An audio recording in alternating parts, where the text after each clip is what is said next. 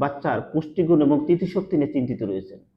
আপনি সব বাবা মারাই কিন্তু এটা চিন্তিত থাকেন। আপনি কি জানলে অবাক হবেন যে ৮ মাস বয়সের বাচ্চাকে আপনি বাড়তি খাবারের পাশাপাশি পরিমাণ মতো ঘি খাবারের সাথে মিশিয়ে দিতে পারেন।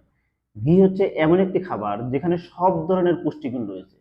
সব ধরনের পুষ্টিগুণ, যেখানে দেখেন ভিটামিন এ, ই, ডি এবং কে রয়েছে। পাশাপাশি কিন্তু এতে ৭ টি খনিজ সমৃদ্ধ ঘি রয়েছে এবং এতে আপনার যদি বলেন ওমেগা 6 এবং ওমেগা 3 ফ্যাটি অ্যাসিড রয়েছে এবং অনেক ধরনের পুষ্টিগুণ রয়েছে। এটা কিন্তু আমাদের প্রিয় নবী মুহাম্মদ সাল্লাল্লাহু আলাইহি ওয়াসাল্লাম কিন্তু সবচেয়ে পছন্দের খাবার ছিল কিন্তু দুধ। আর এই দুধ থেকেই ঘি তৈরি করা হয়।